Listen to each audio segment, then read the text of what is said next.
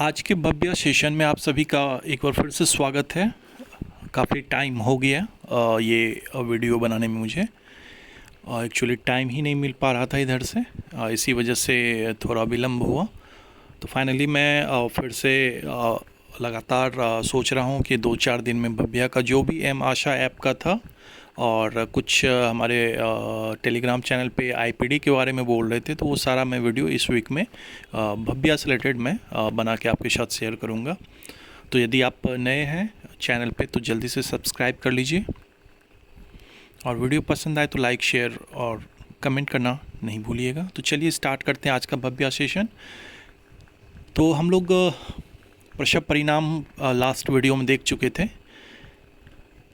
हमने बताया था कि यदि पीएनसी का नौबत आता है तो पीएनसी हम लोग करेंगे, और फिर यदि डिलीवरी का ऑप्शन है तो डिलीवरी का हम लोग आगे आपको बताएंगे। तो हम लोग प्रसव परिणाम में चले जाते हैं और उसके बाद जो डाटा आपके पास है एंट्री किया हुआ प्रसव परिणाम में उस पर क्लिक करेंगे तो इस तरह से खुलेगा।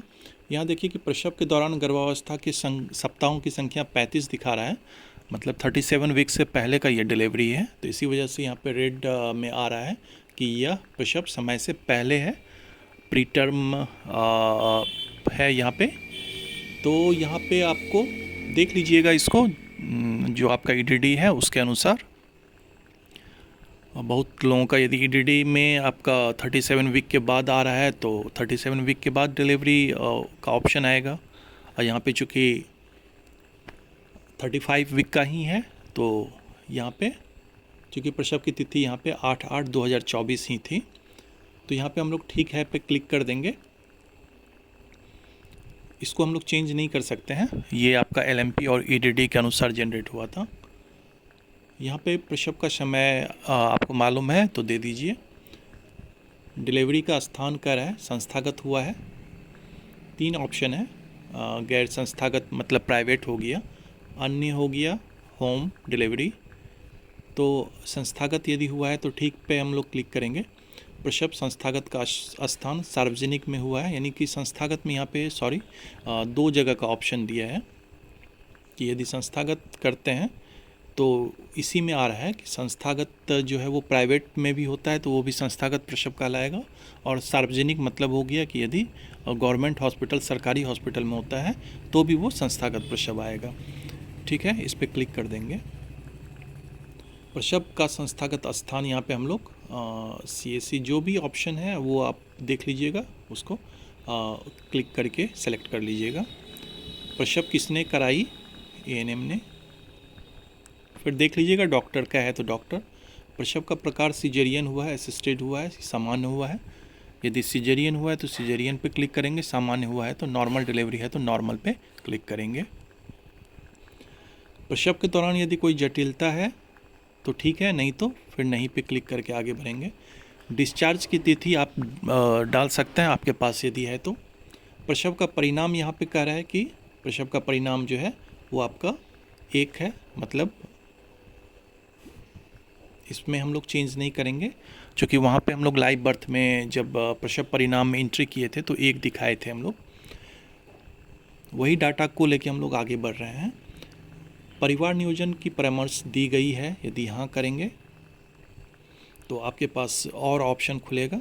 ठीक है, तो इसको फिर हम लोग हाँ पे क्लिक करेंगे। फिर यहाँ पे गर्भ निरोधक का तरीका है, आप देख लीजिएगा। ठीक है, PPI UCD ये सब का यदि इसमें ऑप्शन नहीं आ रहा है, कोई अन्य है तो आप यहाँ पे दे सकते हैं कोई अन्य, और उसके बाद हम लोग संरक्षित कर देंगे। संरक्षित करने के बाद लाभार्थी को प्रसव के बाद की देखभाल PNC सूची में जोड़ दिया गया। अब यहाँ से मतलब ये जो लाभार्थी है इसको कहाँ पे हम लोग जोड़ दिए हैं, ये स्टेप करने के बाद अब इसका PNC वाली सूची में आ जाएंगे हम लोग। ठीक है, अब हम लोग को कहाँ चलना पड़ेगा? PNC वाली सूची में। तो अब हम लोग PNC में चलते हैं, आ जाएंगे।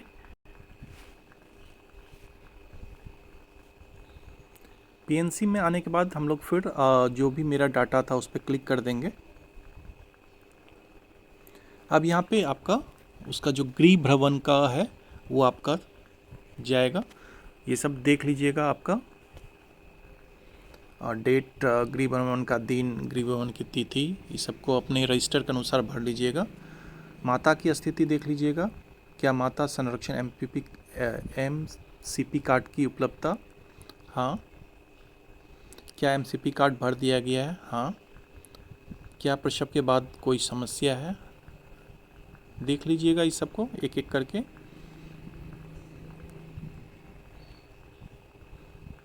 क्योंकि सारा जो है यहाँ पे हाँ कीजिएगा समस्या में, तो फिर आपसे समस्या पूछेगा।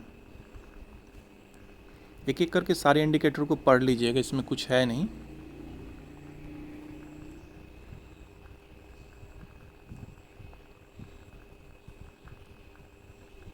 आप सारे इंडिकेटर को पढ़ लीजिएगा, हम सिर्फ आपको भर दे रहे हैं यहाँ पे।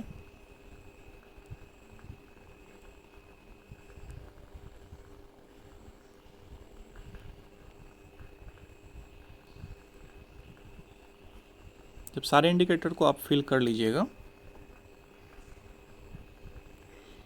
ये सारा पीएनसी का है, पोस्ट नेंटल केयर। फिर इसको हम लोग संरक्षित कर देंगे। ये सारा माता का विवरण हम लोगों ने भर दिया गया है।